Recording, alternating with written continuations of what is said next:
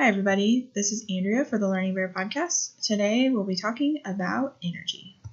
First, let's discuss the standards that are related to this lesson, and I'm using them loosely in this lesson. I expect that as an educator you would go into more detail with these, but the foundations of them are available in this presentation. So the first one is energy transfer, 6P3. Flow of energy, 6L2, understand work, energy, and power, physics 2.1, and then analyze chemical reactions in terms of quantities and energy. So those are the standards you can expect in this lesson. Naturally, we have some vocabulary to go along with these standards. The first would be herbivore, which is an organism that eats plants. Then we have carnivore, which is an organism that eats meat. And then an omnivore, which kind of eats a little bit of both. So an example of an herbivore would be like a bug, like a grasshopper or a cow. They typically eat plants. Carnivores are something like a mountain lion that eats small animals to survive. And you're not going to find a carnivore going around looking for a salad. Okay, it's just not really going to happen. And then the last thing would be an omnivore, and a good example of an omnivore is a black bear. Black bears eat fruit and nuts and bugs and small animals. They eat a lot, a lot of different things. Then we have the classic comparison of food chain versus a food web. Food chain is very linear, one direction. It can be kind of long or it can be kind of short. We'll talk a little bit more about food chains in a second. I have an example to share with you. And then there's food webs, and food webs are very intricate, and there's lots of layers and much more complicated than a food chain. If you consider a literal chain, like an industrial chain or a necklace chain, it's very simple. The little links are individual, they fit together perfectly, they have a nice line. A food web, if you think about like a spider web, they're very complicated and they require a lot of different layers. And that's truly the difference between a food chain and a food web. One is very complicated and one is pretty straightforward.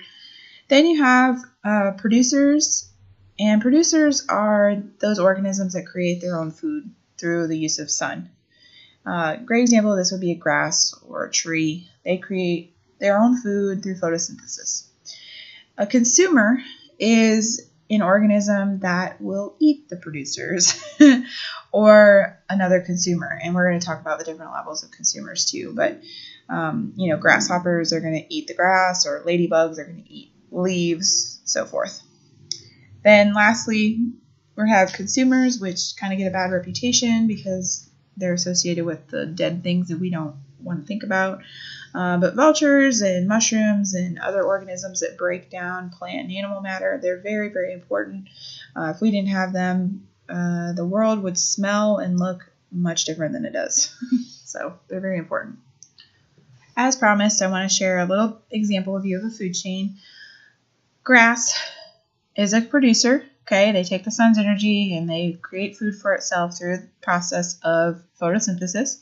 A grasshopper eats the grass. The mouse eats the grasshopper, who eats the grass. And then the owl eats the mouse that eats the grasshopper that eats the grass. So the flow of energy is linear, and the owl is really getting the least amount of energy as far as energy from the sun goes, because it's so far removed from the original source.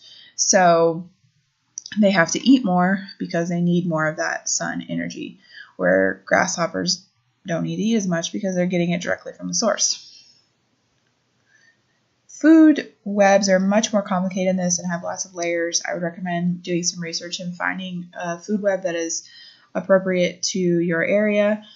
You can find that on a lot of, Department of Natural Resources websites and stuff like that, and other educational sources. They're very complicated, and I don't want to confuse you or anything like that. So I just wanted to show you what a food chain can look like. So next, let's talk about the flow of energy again, but in a different way, with some stuff that is probably a little bit more familiar to you than a grasshopper. So here I have some cream cheese, a bagel, some orange juice, and an apple. And we're going to discuss the flow of energy for these items.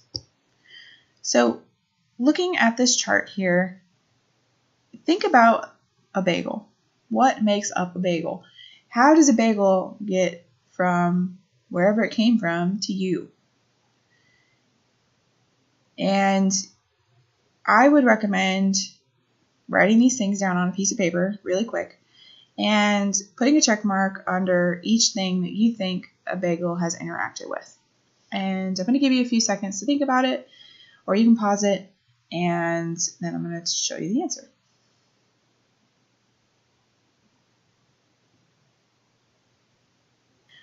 So, is this what you imagined for a bagel? Do you think I'm crazy for thinking these things? Well, let's go on a journey, shall we? First, what is a bagel made of? Well, the most basic parts are some sort of grain, usually wheat, unless you're eating a weird gluten-free bagel, which I'm not 100% sure even exists. Probably does. So there's some sort of wheat, there's some sort of yeast or leavening like baking powder. Then there's going to be some sort of liquid, which can vary by recipe. Could be milk, could be water. There might be eggs, I don't know. Then there's going to be salt, probably, or sugar, something to feed the yeast. That is the most basic, okay? When you get into those complicated flavors, like the everything bagel or the cinnamon raisin bagel or whatever bagel, you're obviously going to have a lot more to it. Where did all those things come from? Do you go to a store and they give you a bag of the essential ingredients for bagels and you have to make a bagel at home? No.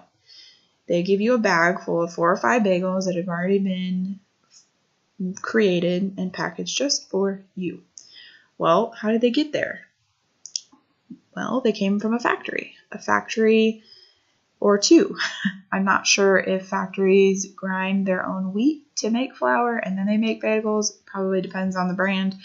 But at some point, the wheat was ground into flour, and then it was put into a mixer with all these other ingredients, put through an extruder to make the bagels, and they're either baked or boiled, put into a bag, taken to a store. The wheat came from a farm, as did many of the other ingredients. And wheat is a plant, and most plants require some form of pollination. If for no other reason, there's definitely bugs in the ground and the root system that are definitely affecting the wheat. So animals are definitely involved in this process. It could also be as simple as they put cow manure on the fields to help the wheat grow better. Animals were involved. And then, of course, plants need sun to grow. So we've checked all the boxes for bagel. And were you surprised? Did you already have this answer? Now, how about cream cheese? I know I didn't give you time to think about it this time because it could take forever for this to happen. But cream cheese, same sort of situation. How did it get to the store? Well, it came from a factory. How did it get to a factory? Some cows were milked on a dairy farm, and that milk was taken to a factory. And then, at its basic parts, cream cheese is milk and cream and salt and some sort of enzyme to make it cheese. And then, again, if you get into those flavored cream cheeses or some that are really processed, there's going to be a lot more ingredients. And you may not be able to trace the origin of them either. Might have to add laboratory into this chart. Then animals. Milk comes from cows, so there's obviously an animal involved. I taught this to some students, and they didn't realize that milk came from cows. And cheese was a derivative of that milk. So make sure you talk about that with your kids. And cows have to eat plants in order to live, and then the sun needs the plants in order to live and feed the cows. So again, cream cheese ticks all the boxes. Are you surprised by this slide with the orange juice? Again, it ticks all of the boxes. The store received the orange juice in a nice little bottle. How did it get there? It came from a factory where it may have even been multiple factories. I don't really know the process of orange juice, but the oranges were juiced and they were probably pasteurized or concentrated and put into fancy bottles. The oranges came from an orange farm. Animals were used in this process because orange trees need pollinators. trees that grow oranges are plants, and the trees need the sun in order to produce the orange. So again, ticking all of those boxes. Again, are you surprised by this? An apple? It's just an apple, right? Or is it? How did that apple get to the store? Well, it came from a factory. And I'm sure you're thinking, how did it come from a factory? Well, you know how apples are generally pretty shiny? Well, they had to go to a factory to get food grade wax put on them. And they had to go to a factory to get washed and get those stickers put on them or be put into a bag. They were at a factory at some point. And in fact, a lot of produce, and I'm looking at you, tomatoes, they get picked before they're actually ripe. So they get stored in a cooler and they're exposed to a particular kind of gas that will ripen them when they're ready. That's why fresh strawberries versus what stuff that you buy in the store don't taste as good. Same true for tomatoes.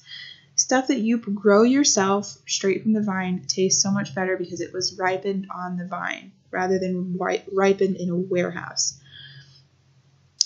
The apple came from a farm, as we know. There were pollinators involved. There's trees and plants involved and the sun and so forth. So it's really important to know where your food comes from, is the moral of the story here. So as far as energy goes, choose energy sources that are sustainable and have the least amount of processing involved.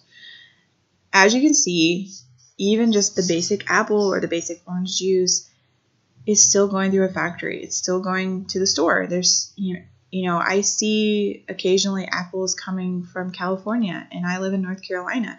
Imagine how much transportation cost is required, how much energy is required to get that apple from California to North Carolina. That's why the big buy local movement is so important, because you're limiting how much energy and how much processing is involved. You're also supporting local people, which is great. But, when I buy an apple or I buy strawberries from a local place, none of those extra costs are involved. It's not going to a factory to get ripened. It's not getting washed and put with food grade wax and stickers and bags. I'm going straight to the source, and that reduces the amount of energy involved. Also, when you're buying stuff that has fewer ingredients, like a bagel that doesn't have a lot of ingredients, or a cereal or a bread, you're looking at your labels, you're going to feel better. If you're eating food that's closer to its origin, its original source of that plant absorbing that sun, you're going to feel a lot better. You're going to get a lot more energy out of it versus something that's processed and is so far removed from its origin, and maybe parts of it were even made in a lab. Who knows? It's really important that you read your labels, and it's really important you know where your food comes from, because if you don't pay attention, you have no idea what's going into your body. I mean, even just like reading the natural flavor on an ingredients label, yeah, it's natural because it came from a beaver gland in a lab, but it's not natural because they're making it in a lab. It's not natural. Maybe its origin at some point was natural, i.e. the beaver gland, but what you're eating is not natural at all. So read your labels, train your students to do the same, and talk to them about these sorts of things. Where is their energy coming from, really? So to wrap up, as always, I have some activities to share with you from Project Wild. The first is showing me the energy, which is from Growing Up Wild. There's What Did Your Lunch Cost Wildlife, which is also from Project Wild, the main manual. There's also Flip the Switch for Wildlife, which talks about energy in your home. There's lots of different ways you can spin this. I would also like to mention, if you don't have these materials, there's a really great lesson that I made up for my students, and it was for them to track their energy input and output and kind of draw some conclusions. And it also included some math and language arts in addition to science. So I gave them 2 journals. One was input and one was output. Every day for about 3 weeks, they had to record everything they ate or drank. They didn't have to do like servings, but they had to say, I ate pizza today, I ate chicken today, I ate vegetables, whatever it was. Then they had to also record their outputs. So if they went for a walk, if they went shopping, if they took a nap, if they went for a bike ride, swimming, whatever, they had to record that too. At the end of the 3 weeks, they had to go through their data and tabulate how much they ate of each thing, make a chart. They also had to try to find correlations. If one day they rode their bike, they walked a mile, and went swimming, what food was able to keep them going? Well, I ate vegetables, I ate grilled chicken, and some whole grain bread. Well, then the next day they had pizza and chicken, fried chicken, and they didn't feel like doing anything, so they just took a nap. What's the correlation there? Well, pizza is really far removed from its origin. It's got a lot of preservatives if you're not making it yourself, and even if you are, there's still a lot of ingredients there. It may not be, close to its source, and that stuff is really far removed, and so you're not getting as much of that sun energy. Where if you're eating vegetables or you're eating plain chicken, grilled chicken, it's much closer to the sun in its energy than the pizza and the fried chicken. So just some food for thought, essentially, no pun intended, ways to think about energy, what you're putting in, what you're taking out. I found that my older students really got a lot out of it. My younger students, I don't know if they just didn't want to do it or didn't see what I was getting at. I don't know what the issue was there, but my older students really enjoyed it, so got a lot out of it. So I recommend trying it, and you really just need like some books or some paper that they can write in. It doesn't require any extra supplies. So that's it. So as always, please subscribe, share, watch all my videos. Feel free to make comments, throw out some likes and dislikes. Any interaction is fine. You're welcome to email me if you have something you would like to share or you would like me to do research about or find activities for. You can email me at learningbearpodcast@gmail.com. Consider sponsoring and sharing on Patreon. That would be awesome. I hope you have a great day, and I'll catch you next time. Bye.